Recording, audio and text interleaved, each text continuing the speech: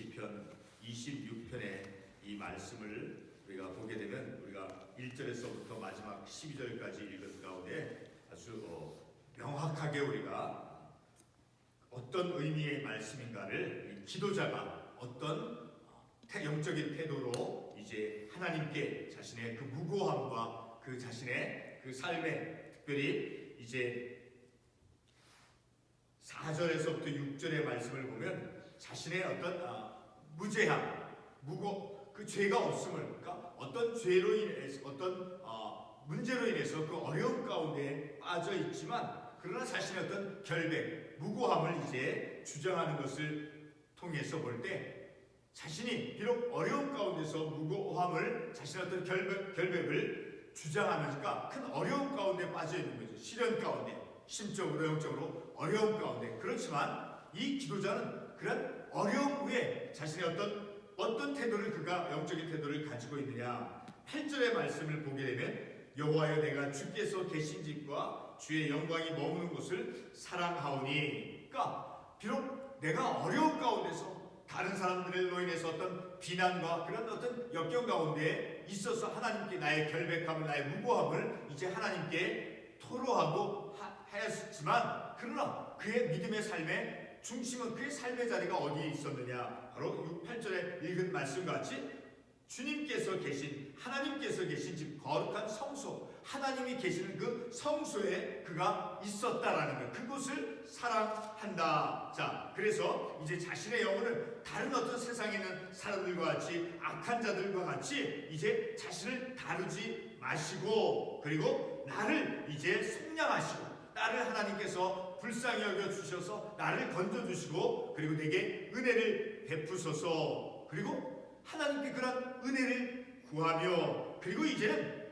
자신의 하나님을 송축하고 있다라는 거예요. 어려움 가운데서, 그 어려움 가운데서 자신의 어떤 무고함, 결백함을 고백하고, 자, 그런 가운데 이제 하나님 내게 이렇게 내가 어려운 시련 가운데 있지만 하나님 내게 은혜를 베풀어 주시옵소서. 그리고 이제 내가 내 발이 평탄한 데 섰사오니, 이제 어떤 흔들림, 비록 세상 속에서 내가 어려움을 당해서 내가 좀 넘어질 것 같고 내가 좌절하는 그런 삶의 상황 속에 있었다 할지라도 내 발이 평탄한 데 섰으니까 하나님의 은혜의 자리, 하나님께서 너를 능력의 손으로 붙잡아 주시어서, 그리고 마침내는 내가 하나님을 송축하는, 하나님을 영광 돌리는, 하나님께 찬송하는 그러한 삶을 살겠다라고 하는 그러한 믿음의 고백을 하는 것을 우리가 이 말씀을 통해서 알 수 있으니까, 마침내는 마지막 절 12절의 말씀을 통해서 마침내는 그런 어떤 고백과 그리고 하나님께 탄원과 자신의 어떤 무고함을, 그런 결백함을 주장하는 후에 마침내는 그 하나님 내게 은혜를 베풀어 주셔서 내가 흔들리지 않고 하나님께서 나를 붙잡아 주심으로 이제 내가 평탄한데 섰사오니. 그러니까 자신의 삶을 이제 하나님 앞에서 이제 추스리고 안정감을 가질 수 있다라는 거예요. 그리고 이제 하나님께 영광을 돌리는, 하나님께 송축하고자, 바로 이러한 삶. 우리도 우리의 삶 속에서 많은 여러 가지 어려움이 있죠. 교회적으로, 가정적으로, 개인적으로. 그래서 하나님 내가 이렇게 연약했고 내가 이렇게 넘어졌고 하나님 힘들지만, 그러나 하나님 내 발을 하나님께서 그 은혜를 베풀어 주셔서 내 발이 평탄한 가운데 서 있음을 통해서, 그렇게 하나님께서 나를 붙잡아 주심을 통해 내 인생의 어떤 과정 속에서 나를 붙잡아 주신 그 하나님을 깨닫고, 그리고 마침내는 하나님을 찬송하는 내 삶의 모습이 어떠했든지 간에 내 하나님, 나를 붙잡아 주시고 나를 인도해 주신 그 하나님을 찬양하는 그런 우리들의 삶이 되어질 수 있음을 우리가 이 말씀을 통해서 알 수 있죠. 오늘 이 첫 번째 1절의 말씀을 보게 되면 이제 내가 나의 완전함에 행하였사오니 흔들리지 아니하고 여호와를 의지하였사오니 여호와의 나를 판단하시니까 자신이 어떤 삶을 살아왔는가를 이 말씀을 통해서, 그의 고백, 기도자의 고백을 통해서 알 수 있죠. 나는 완전함에 행하였으면, 그리고 어떤 일에 있어도 내가 흔들리지 않고 하나님을 의지하며, 그러니 내가 이렇게 하나님을 의지하며 삶을 살아왔으니 한번 나를 하나님께서 판단해 주시옵소서. 내가 어떤 것이 잘못된 부분이 있었는가. 그래서 2절 말씀에서 여호와여 나를 살피시고 시험하사 내 뜻과 내 영심을 단련하소서. 내가 이렇게 하나님께 나의 완전함에 여호와를 의지하였고 그리고 흔들리지 아니하고 그렇게 삶을 살아온 나를 이제 하나님 나를 살펴주시고 그리고 나를 한번 시험해 보시옵소서. 그래서 내 뜻이 무엇이었는가를 그리고 내 양심을 하나님께서 단련해 주시옵소서라고 이제 이 기도자는 이제 하나님께 탄원하고 있죠.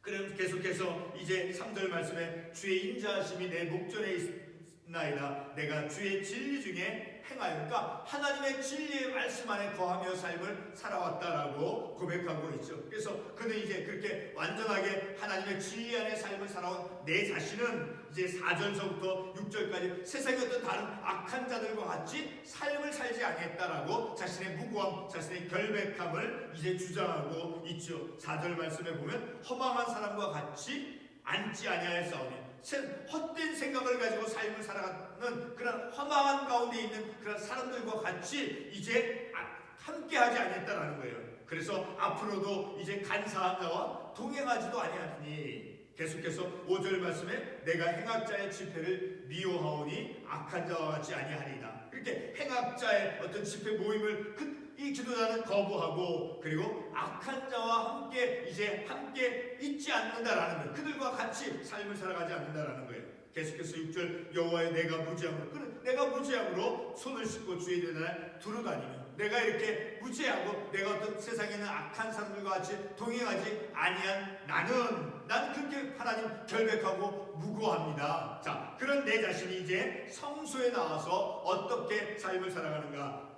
7절에 감사의 소리를 들려주고 주의 기이한 모든 일을 말하리라. 여호와의 내가 주께서 계신 집과, 그러니까 하나님께서 거하시는 그 성전에 그리고 주의 영광이 머무는 곳을 사랑하오니, 그 성전에 거하는 것을 이제 이 기도자는 사랑한다라는 거예요. 자, 우리 시편 같은 27편 4절 말씀을 보게 되면 이런 말씀이 있죠. 기도자가 어떤 것을 소원하고 소망하는가. 27편 4절 내가 여호와께 바라는 한 가지, 그러니까 하나님께 바라는 한 가지가 있다라는 거예요. 유일한 한 가지, 그것을 구하리니, 내가 하나님께 구하는 것이 있습니다. 오직 한 가지, 곧 내가 내 평생에 여호와의 집에 살면서 여호와의 아름다움을 바라보며 그의 성전에서 사모하는 그것이다. 그러니까 성전에서 하나님이 거하시는 그 성전에서 거하는 삶을 이제 사모하며, 오직 한 가지, 내 삶 속에서 내가 가장 하나님께 구하고자 하는 것은 하나님이 거하시는 그 성전에 거하는 삶을 살겠다라고 말씀하고 있죠. 바로 그와 같이 이 기도자가 여호와여 내가 주께서 계시니까 주의 영광이 머무는 곳을 사랑하니, 그 주의 성소, 주의 성전을 이 기도자는 이제 사모하고 사랑하고 있다라는 거예요. 그러면서 계속해서 9절 이하에서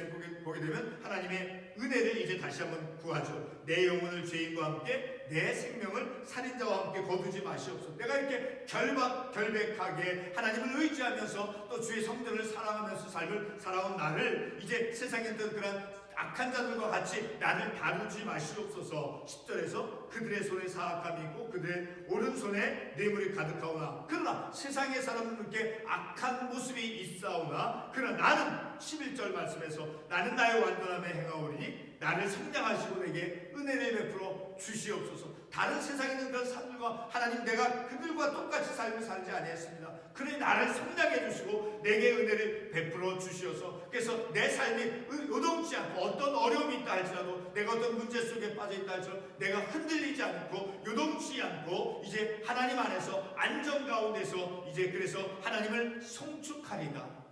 오늘 우리가 이 말씀을 통해서 결국은 하나님께 소원하는 거예요. 하나님을 송축하는 삶, 하나님께 영광 돌리는 삶을 살겠다. 비록 현실 속에서 어려움 가운데, 무고함 가운데 다른 사람들로부터 비판과 어떤 비평을 받았다 할지라도 하나님, 내 발이 평탄한 가운데 섰사오니 그래서 내가 하나님을 송축하겠습니다. 그러니까 결국은 하나님께 소원하는 거예요. 무엇을 소원하는 거예요? 하나님께 송축하는 삶을 살겠다라는 것을 하나님께 소원하는 거죠. 그래서 마침내는 결국은 어려움 가운데, 무고한 어떤 죄로 인해서 어려움 가운데 빠졌다 할지라도 이제 하나님을 송축하는 그런 믿음의 삶을 살겠다라는 것으로 이제 귀결되어지는 거죠. 그런 삶이 마침내는 우리가 나아가야 될 삶이다라는 것을 우리가 이 말씀을 통해서 알 수 있게 되어지는 거죠. 우리가 이 말씀을 통해서 물론 저도 우리도 교회가 목사로서 또 지난주에 우리가 그런 문제에서 어려움 가운데 어떤 그 많은 것을 배운 그 과정을 통해서 마침내는 하나님, 내가 이렇게 부족함을 내가 깨닫습니다. 세상에서는 어떤 이런 것을 요구하고 어떤 교회다 할지라도 이런 경쟁적인 그런 것을 우리가 갖추지 못했다 할지라도 하나님, 내가 하나님의 성소에 거하는 그런 삶을 살겠습니다.